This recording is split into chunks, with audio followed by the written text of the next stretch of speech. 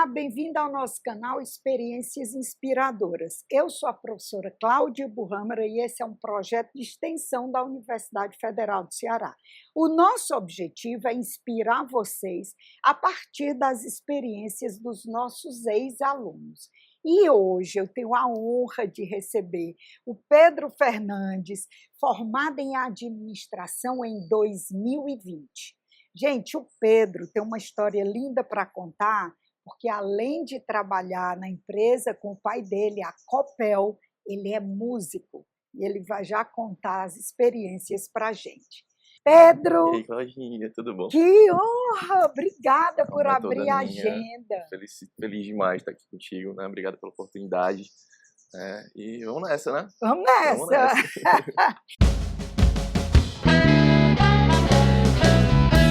Pedro, eu queria que você começasse me contando assim, como foi sua vida acadêmica, como foi escolher a administração. Eu vi na administração a oportunidade de prosperar por conta de ter empresa na família, né? Meu pai já estava trabalhando na Copel há alguns anos, né? Que era uma empresa na época do ramo gráfico. E acabei adentrando a administração muito por conta disso. Você entrou, aí já foi estagiar com o pai na Copel ou teve outras vivências? No primeiro momento, no primeiro semestre, eu me dediquei só à faculdade, né? Por uma questão de ambientação, né? De conhecer como é que seria o curso. E a empresa, ela estava sendo bem gerida pelo meu pai naquele momento. Não havia uma necessidade de eu estar inserido de maneira integral, né? Porém, logo no segundo semestre, ele foi acometido por uma TVP, que é uma trombose venosa profunda na perna esquerda, né? Então, logo no segundo semestre, eu já precisei estar lá em período quase que integral, né? E já comecei as vivências dentro da empresa, né? Foi uma coisa muito boa, porque eu já tive a possibilidade logo no comecinho trazer uma parte da teoria e aplicar lá na empresa. Então, logo no primeiro momento, eu já consegui trazer alguns ensinamentos aqui da faculdade mesmo, né, e automatizar algumas coisas, né, digitalizar processos, né, fazer todo um tratamento de dados com uma qualidade melhor. Nesse primeiro momento, eu tive essa possibilidade, né, Que na Copel. massa! Então quer dizer que você não chegou a trabalhar, fazer estágio em Fiz outra? também. Como foi? Não, nesse caso eu fiquei nessas praticamente três ocupações, né? Tava com a Copel, tava com a faculdade, mas também tava estagiando, né?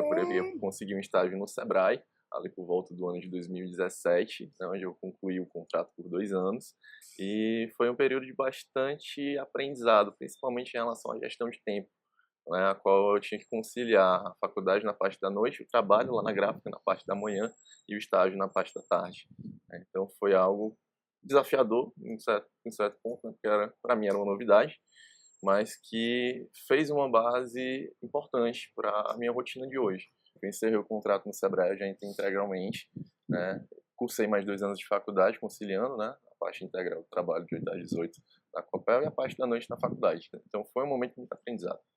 Conciliar. Foi um outro período onde eu pude aproveitar de ensinamentos do estágio e implementar esses ensinamentos dentro da empresa. Dentro da empresa. A gente tinha a possibilidade de fazer muito curso de maneira gratuita por conta de ser colaborador e acabei aproveitando essa oportunidade também. Ainda tinha os cursos, Isso. né? Toda a grade do Sebrae, quem era estagiário, o colaborador, né, tinha condições de estar fazendo, fora a universidade corporativa e outros projetos que eles também tinham que fomentavam esse desenvolvimento do colaborador.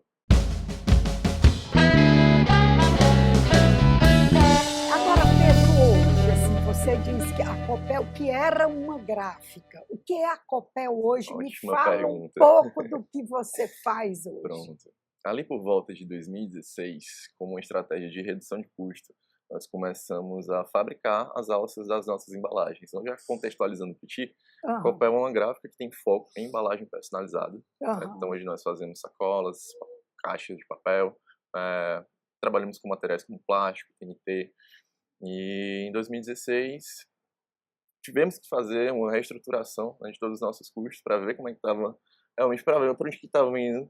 Naquela época não existia relatório na empresa, as despesas não eram categorizadas, né? Então era um pouco desorganizado. E foi necessário fazer esse estudo e a gente viu que a parte de fornecimento de alça estava impactando bastante no orçamento. Vimos nisso uma oportunidade, inclusive é uma adendo que eu quero fazer sobre a oportunidade. Foi uma frase que eu escutei em uma aula sua, que eu levo para mim até hoje, né? A oportunidade ela é feita de uma situação favorável e de uma competência, né? Exatamente. Então, eu acho que eu posso enquadrar essa frase nesse momento, né?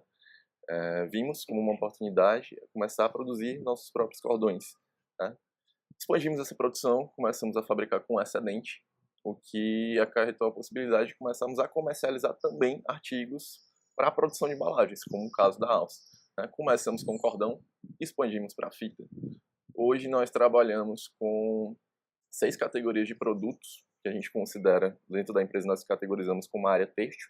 Então hoje a Copel, além de gráfica, ela também é uma indústria têxtil, né? Ela é uma indústria têxtil que está produzindo ali fitas de poliéster, cordões de polipropileno, alça de papel tecido, revendemos ilhóis, cola e fornecemos serviços e terceirização no que diz respeito ao acabamento de embalagens, né? Então, essa é a parte engraçada, né? Uma gráfica, que antes era 100% do nosso faturamento, hoje a gráfica representa em torno de 30%, 35%. A indústria têxtil já superou, né? 60-40, 70-30, mais ou menos, essa proporção. Que reinvenção, né? Vocês funcionam aonde? Onde fica a Copel? Nossa empresa se localiza no centro de Fortaleza, ali na Avenida Imperador, número 48. Se torna bem fácil. E vocês vendem para outros estados do Vendemos, Brasil sim. Também? Vendemos sim, Norte e Nordeste, completo. No ramo de embalagens e no ramo têxtil, a gente já abriu clientes até no Sudeste. Foi mesmo. Esses clientes são de empresas de embalagens também, que vocês fornecem as alças ou tem outro mercado? No segmento gráfico, nossos clientes, a grande maioria, são lojistas, né, de diversos segmentos. E no ramo têxtil são indústrias gráficas. Na grande maioria, indústrias gráficas que também fabricam embalagens e precisam dos insumos que a gente comercializa. Pedro, eu tenho uma curiosidade, porque ultimamente a gente tem ouvido falar muito em sustentabilidade, Sim. O estímulo de usar a própria sacola. Como é que o ramo de embalagem tem vivenciado essas mudanças, usando material mais reciclado? Como é que isso tem acontecido para o ramo de embalagem? Ponto.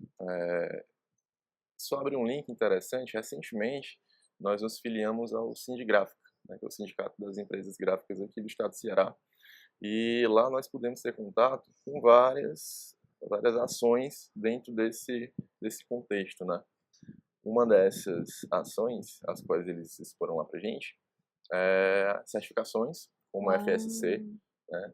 O sindicato ele mostra como nós podemos conseguir essas certificações, né, para usar papel de origem e tenha vindo de algum campo de reflorestamento, né? Periodicamente, acho que umas 2 vezes por semestre, pelo menos, existem algumas ações de incentivo, principalmente voltado para o ESG, né? Então, as empresas daqui do Ceará, pelo menos as empresas que estão associadas ao sindicato, eu vejo elas sempre ali, né, se movimentando em prol do meio ambiente, de estratégias ESG, né, através desse tipo de ação. As sobras, rebarbas de corte, isso Perfeito. tudo é reciclado? Tudo é reciclado. Como é que vocês lidam com esse resíduo? Temos um setor específico lá na empresa, onde todos os papéis, todos os refis que são feitos são armazenados, né? Nós juntamos montantes, separando cada tipo de papel, lógico, e quando temos uma quantidade X, acionamos o pessoal da reciclagem, né? E esse valor, a gente pega da reciclagem e a gente reverte como um benefício para funcionário, né? É um valor que nem entra no caixa da empresa de maneira direta. A gente já reserva ali, né, para fazer os aniversariantes do mês, né, para dar algum tipo de benefício. Hoje, no sentido de papel, nós trabalhamos dessa maneira. No segmento têxtil, né, existem muitas sobras também de poliéster, de polipropileno, né, que dependendo do material e da maneira como o desperdício aconteceu, você consegue reutilizar, né? Se não tiver nenhuma ponteirazinha ali de acetato, você consegue estar reutilizando. Vai depender muito do item, mas todos os itens que são de origem desde o desperdício, eles são armazenados em seu devido lugar. Pedro, agora eu queria ouvir sobre música. De devia ter pedido para você trazer violão, guitarra para tocar aqui para a gente, essa não era entrevista ia durar não? bastante. Me conta como foi que a música entrou na sua vida? Sempre tive, acho que desde criança, né, eu saía para passear com os meus pais, passava em frente à loja de instrumento, eu ficava apontando. Então, sempre tive uma veiazinha ali, sempre quis um violão ou outro. Ganhei, encostei, fiquei. Meu pai desacreditou, falou: você não vai tocar, não. Aí me deu um segundo violão, né? Daí eu comecei a praticar, fui desenvolvendo. E ali por volta de 2020, na retomada das atividades econômicas por conta da paralisação da pandemia, eu tive a oportunidade, tive um convite de participar de uma banda de rock clássico, né, com um pessoal que já estava na estrada há mais de 10 anos. Então eu caí de paraquedas, um músico que só tocava ali no quarto, uma banda de 10 anos. Foi Então, em mesmo. questão de 2 semanas do convite para a primeira apresentação, eu já fui para público. E foi uma experiência, ainda está sendo, né, porque é algo que eu ainda executo. E bastante engrandecedor em múltiplos sentidos, né? Principalmente em relação a soft skills. A música me trouxe uma maior facilidade de comunicação, de segurança, de confiança, né? Foi E uma mesmo. que eu considero importantíssima dentro do ambiente empresarial, que é a de improvisar sob pressão. Dá para linkar um pouco, É né? Esse improvisamento, perfeito. esses improvisos que você tem a necessidade de exercer enquanto está tocando, com uma situação de contingência na empresa, a qual você tem que ter uma tomada de decisão assertiva, com base em dados, lógico, mas sob pressão, né? A qual você tem que improvisar, você não tem uma saída pronta, você tem que gerar aquela saída naquela hora, né? Então, eu acho que essa foi uma das soft skills mais valiosas que a música trouxe para o âmbito empresarial, né? Pro Pedro empresário. Que visão linda, eu nunca tinha pensado Essa parte do nisso. improviso foi um negócio que foi legal. Engraçado, O grande detalhe é sob pressão. eu sob pressão e sem perder o E se tom. perder, tem que saber recuperar. Tem Jogo de que saber. cintura, não deixa se afetar, segue, né? Porque erros acontecem, né? Você está improvisando, a primeira vez que você vai improvisar não vai sair tão legal. Na segunda já está melhor. Na 10ª, está bem melhor que na segunda. Então é um aprendizado contínuo. A partir do momento que você executa, você melhora. Isso vale para os dois segmentos, tanto para a música quanto para a parte de Pedro empresário, assim, digamos. Que bacana. A prática, né, Pedro? O Isso, uma prática. exercício, saber ouvir o outro, entrar no ritmo. Cara, eu nunca tinha feito essa, esse link entre a música, o músico, a vida do músico e a gestão empresarial. Porque se você não tiver no tom, né, como a empresa, se ela não tiver uma cultura compartilhada, se não tiver respeito ao tempo do outro, você atropela e desafina, né? Isso. Você tem que estar. É sempre bom ter uma base, ter um norte, tá? Quando esse desafinar acontece. É, A gente sabe. Então é sempre que vai ter, que a gente vai conseguir estar ali no tom. Somos humanos, os humanos, as empresas são feitas de pessoas, né? As é, pessoas erram. O grande lance é ter uma base sólida para quando esses erros acontecerem a gente saber como seguir, né? Da melhor maneira, humildade, inclusive, humildade, né? exatamente. Mas acontece. Pedro, você hoje toca ainda nas bandas na noite? Como é a Toco sua sim, vida de música? toco sim. Hoje eu participo de 3 bandas, Ah, toco em 3 bandas aqui na cidade, né, bandas de estilos variados, né, mas muito voltado para o rock. ah, Então, se eu for escolher 2 estilos para cada banda, eu diria rock clássico, rock ali dos anos 80 para uma, um indie rock, um pop rock para outra, um surf music, uma brasilidade, um folk, um R&B para a terceira, né? Falei até 4 agora nessa última, é. porque é um repertório bem misturado. E onde é Né? que você toca? Onde é que vocês se apresentam? Normalmente nos bares, né, aos finais Aham. de semana e eventos privados, casamentos, formaturas, aniversários, né? Ah, e vocês aceitam convite para Com eventos certeza, também? com certeza, Que com certeza. massa! Recentemente tive a oportunidade, a convite do nosso queridíssimo amigo o Álvaro Alvinho, que é um exímio guitarrista de blues, um convite ao qual fiquei extremamente feliz, né, que foi de fazer a abertura da semana de administração, né? Então constituímos uma banda. Engraçada essa parte, porque para tocar ia ser bom ter um ensaio ali, né? A banda era constituída por mim, pelo Álvaro professor de finanças, pelo professor Ricardo Ricardo. Brito, professor de cálculo, e pelo Kevin Cavalcante, que é o baterista da minha banda de rock clássico, mas que também tem um link com o UFC por conta da irmã. A irmã dele é professora lá da FEAC também, a professora Gisele, que entrou agora há pouco. Uhum. E precisávamos pelo menos de um ensaio para poder ter uma execução bacana, né? Apresentar um trabalho legal pro pessoal. Eu fui, tô ligando aqui pro estúdio para marcar um ensaio. Tá, como é o nome da banda? Deu um branco agora. Aí eu até falei pros meninos, cara, eu pensei no nome, vai ser Bluesiness, mistura de blues com business. Bluesiness. Eu falei, ó, só por causa desse nome a gente vai manter esse projeto, depois vamos ensaiar de novo, vamos tocar em outros cantos. Aí eu vou ficar aqui no pé dos professores para ver se eles têm um tempinho depois pra gente desenrolar.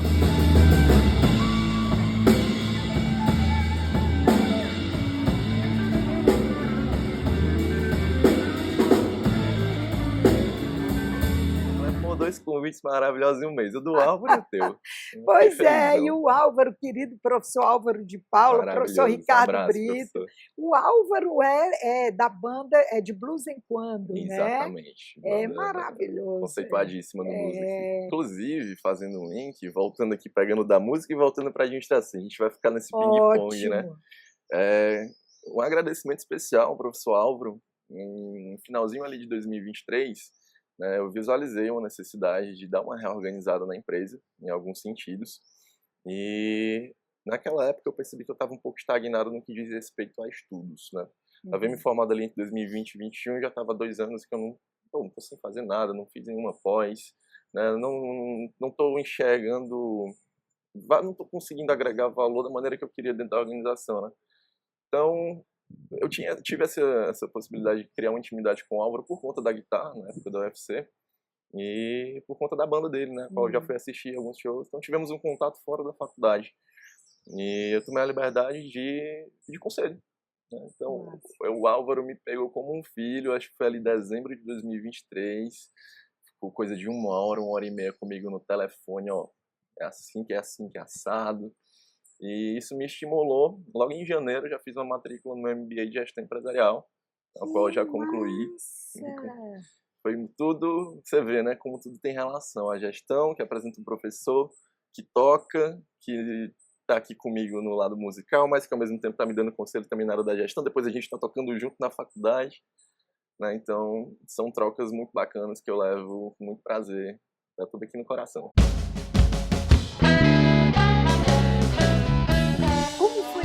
Graduação, me conta onde foi que você fez, qual foi assim, vamos dizer, o insight, o input que ela te trouxe em termos de profissão. Eu me formei pela FGV, né, Fundação Getúlio Vargas.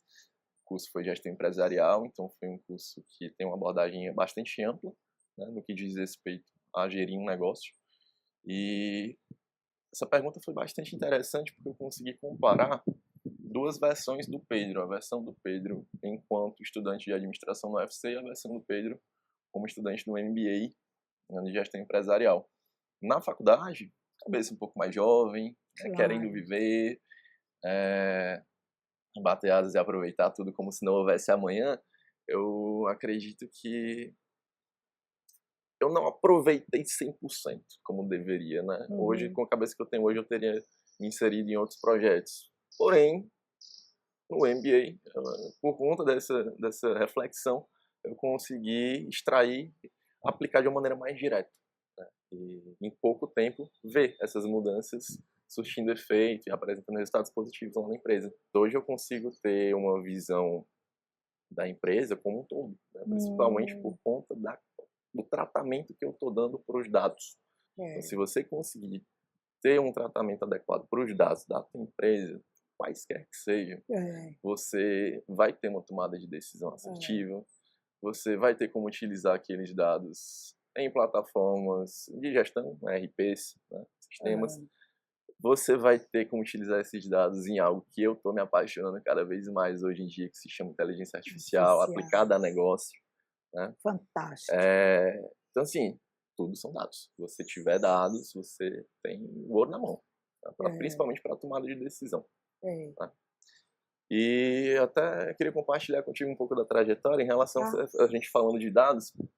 Eu me recordo das dificuldades que a gente passou ali na pandemia, por volta de 2020 e 2021, né? Eu lembro que por volta desse período, 2019, 2020, por conta da má gestão de fluxo de caixa, naquela época eu ainda estava concluindo o curso, mas a gestão não era feita de maneira muito assertiva. Nós tivemos um problema de caixa, no qual entramos em cheque especial, né, e foi uma situação um pouco complicada, né, ali pelo final de 2019. Abril de 2020 veio pandemia. Entra de novo a frase da senhora, né, de oportunidade. Com a pandemia, que trouxe inúmeros malefícios aí para todo mundo, um benefício que aconteceu foi a redução da Selic. Então, nós nos aproveitamos dessa redução da Selic para normalizar nosso caixa, porque por conta disso conseguimos empréstimo barato, praticamente um empréstimo de pai para filho, né? E conseguimos dar os eixos à empresa de novo ali por volta de 2020, né? Então, a partir do segundo, terceiro semestre, quando as atividades econômicas se normalizaram, nós já estávamos bem de caixa. Por quê? Na pandemia, as vendas não deixaram de acontecer, só migraram de presencial para e-commerce, a grande maioria. E teve o boom dos deliveries, né? Tudo isso, para comercializar qualquer tipo de item desses segmentos que eu te falo, você precisa de embalagem. Então, no que diz respeito a faturamento, nosso faturamento ele não caiu tanto, né, durante a pandemia. Então, juntou um faturamento que se manteve relativamente estável, com a possibilidade de uma Selic barata e um empréstimo para quitar nossos déficits de caixa. Então, com esse momento, houve uma reflexão, toda uma reunião interna para se reestruturar, né? E a partir de 2021, as coisas meio que já estavam nos eixos ali por volta de março, né? Foi quando ocorreu mais um problema. Em 2021, meu pai adquiriu Covid de maneira bastante severa, a qual, ali por volta de abril para maio, ele precisou ser internado, entubado, traqueostomizado, falha renal, falha hepática, infecção hospitalar, combo completo, né? Realmente virou estatística, isso foi comprovado por médicos, ele é uma estatística por estar vivo. E nesse momento, foi uma situação muito complicada, porque nós tínhamos alguns médicos, amigos da família, e os médicos foram lá visitá-lo, né? Na época os familiares não podiam, mas os médicos tinham livre acesso, né? O que esse pessoal, amigo nosso, falou: rapaz, se tiver condição de contratar um particular, contrata, senão vai dar ruim. E assim fizemos. Aí foi outro déficit de caixa gigantesco, porque foi um tratamento extremamente caro ali, né? Graças a Deus deu tudo certo. Graças a Deus. Eu não chamo nem de custo, foi um investimento. Foi um investimento, claro. Não é custo, é investimento, porque deu tudo certo, ele se recuperou. Amém. Mas ali dentro de um período de 2, 3 meses, a gente teve um custo proporcional a 1 mês e meio de faturamento. Chegou um momento que eu falei, cara, eu não quero nem ver o que é que sai, eu quero ver só o que é que entra. Para tentar manter as contas em dia, né? E manejar com o fornecedor para cá, manejar para lá. Tinha um contexto da pandemia que facilitava, né, essa questão da flexibilidade de crédito. Né? Então, foi uma situação a qual a gente passou com dificuldade, mas deu tudo certo. Ele se recuperou, a empresa se recuperou. E foi mais um período de grandíssimo aprendizado, principalmente no que diz respeito novamente aos dados. Se nós não tivéssemos feito aquela mudança lá atrás, ali entre 2019 e 2020, de realmente entender para onde que está indo cada coisa, eu não teria tido condição de manejar essa situação, né? Que diz respeito a equilíbrio de caixa ali na empresa. Que testemunho lindo. Foi um desafio. Um desafio, mas foi bacana. Depois que tudo deu certo, a gente olhou para trás.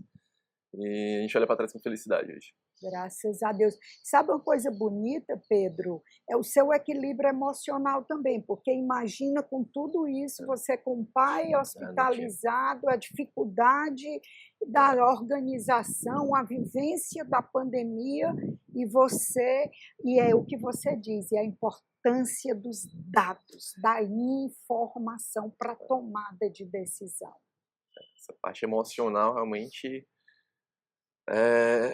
aquela coisa, vai empurrando com a barriga, daqui a pouco tu resolve, que agora tem coisa mais importante para resolver, mas isso aí. sem deixar acumular muita coisa, né? É, É outra coisa que também tem que saber manejar. é, Essa parte da inteligência emocional é importante. É uma é. soft skill muito importante. Pedro, aproveitando tudo isso que você está falando de dados, de pós-graduação, eu vou fazer uma pergunta que eu faço para todos os meus convidados. Como é a teoria na prática? Mas, excelente pergunta. Eu acredito não, tenho certeza que isso daí vai variar de pessoa a pessoa. Cada pessoa entende a teoria de um jeito e aplica da maneira como acha devido, né? Eu acredito que o segredo está em você descobrir como aplicar essa teoria de uma forma que te gere prazer. Então, você precisa sentir prazer em estar aplicando aquela teoria. E se você aplica só por aplicar, ou porque você tem um trabalho para fazer, algo para entregar, ou porque o chefe pediu tal coisa, pô, você vai entregar, mas vai entregar meia boca. Não tem como. Então, a partir do momento que você consegue descobrir formas de aplicar aquela teoria a ponto de agregar valor e você sentir prazer, né, isso inclusive agregar valor pode ser um combustível para você fazer isso, né? Eu tô conseguindo agregar valor. Se isso se retroalimenta, eu acho que esse é o grande lance, né? De aplicar a teoria na prática. E cada cenário varia. Né? Cada cenário varia. Eu tive a possibilidade recentemente, esses últimos 2, 3 anos, depois que a gente se reestruturou e se recuperou completamente desse baque da Covid, foi uma situação a qual a gente fomos trabalhando, um pouquinho, junta um pouquinho aqui, junta um pouquinho ali, faz um investimento aqui, faz um investimentozinho ali, né? Então conseguimos caixa, né? E agora no finalzinho do ano passado, em novembro, nós fizemos a aquisição de uma empresa do ramo têxtil, né? Uma empresa essa que foi feita, agora eu vou lembrar do nosso querido Jocildo. Foi feito todo um estudo e uma análise de viabilidade econômico-financeira, qual eu fiz com todo empenho, fiquei mó feliz com o resultado, né? Foi mesmo? Pegar todos os maquinários da empresa, ver quanto que produz, ver o preço de cada maquinário para saber se a gente está pagando o preço justo ou descontado, calcular payback, índice de lucratividade, taxa interna de retorno, tudo isso com o auxílio do que foi ensinado no MBA, né? Então, tivemos condição de estar fazendo essa aquisição, onde ainda não colocamos todas as máquinas para funcionar, porque algumas vieram com problema, né? Mas depois que tiver tudo rodando direitinho, vai dar um incremento em torno de 40% da nossa capacidade operacional, e a gente comprou com bom desconto. Eu acho que muito por conta de ter conseguido fazer esses investimentos e juntar caixa, né? A gente conseguiu fazer tudo isso com capital próprio, né? A Selic é altíssima, não tem como, né? Isso foi ano passado. Então foi uma experiência bem bacana, eu acho que é um exemplo bem válido de como que você consegue aplicar a teoria à prática. Como que eu senti prazer com isso? Pô, na hora que eu vi a planilha toda bonitinha, com os resultados, um fluxo de caixa, né, que leva em consideração todas as despesas, todas as receitas. Você vê aquilo ali bonitinho, você sente segurança em fazer o negócio. Não é Claro. aquela coisa que você fala, pô, vou comprar porque tá barato e eu tenho um grana. Você não sabe se vai dar certo. Eu tenho que estudar para saber se vai dar certo. E esse ponto de aplicar a teoria à prática ele é importante, principalmente na hora da tomada de decisão, se for fazer algum tipo de investimento, né, é importante. Pedro, olhando ali para a sua câmera, que conselho você dá para quem ainda está na universidade? Saiam da zona de conforto, se forcem a sair da zona de conforto, porque eu acho que é nesse momento que você mais tem possibilidade de se engrandecer, de crescer e principalmente de aprender consigo. É no momento que você busca o autoconhecimento que você melhora em todos os aspectos, principalmente em relação à maturidade pessoal e profissional. E um segundo conselho muitíssimo importante, cuidem da previdência de vocês. Guardem dinheiro, invistam, se tiver condição, invistam todos os meses, né? Porque pensar lá na frente, eu acho que é o segredo. Você tem que estar vislumbrando lá na frente. Eu acho que esses dois seriam uns que eu julgo mais importantes, né? E vivam cada momento, né? Importante, aproveitem a faculdade da maneira que tem que aproveitar, aproveitem a juventude, aproveitem a idade que tem, né? A idade que nós estamos agora, ali até seus 35, a idade de torrar lenha, de correr atrás, de trabalhar, de focar na carreira, Lógico, cada um tem suas prioridades, Claro. né? Mas isso é algo que tem que ser priorizado, na minha humilde opinião. Eu acho que como conselho seriam esses. Que lindo. Pedro, estou muito feliz Eu de que lhe tô, meu bem. ouvir. Muito lindo você trabalhando com seu pai, com essa experiência riquíssima e encontrando na música esse paralelo de Minha crescimento válvulazinha de escape. tão bom na pós-graduação. Onde é que a gente pode te ouvir no fim de semana? Mas Blues Beer House, no Roots, Cumbuco, toco toda semana no Cumbuco também, pelo Armadillo. Nas casas fixas seriam essas, né? As mais são variáveis, que ficam variando a programação de mês a mês. Mas nesse momento, seriam essas três que eu indicaria. Pode te encontrar no Instagram? Pode sim, no Instagram, no LinkedIn. Podem procurar por lá, Pedro_Fernandê, né? Pedro Fernandes no LinkedIn. Então estou por lá. E é isso, meu bem. Show. Vamos ter que terminar, uma pena. Eu queria ficar mais tempo conversando com você. Obrigada, Pedro. Prazeroso, Obrigada, é um prazer enorme lhe ouvir, viu? Gente, é isso. Se vocês gostaram, como eu adorei, curte, compartilha, se inscreve no nosso canal e aguarda que vem muita entrevista boa como essa por aí. Obrigada e até a próxima.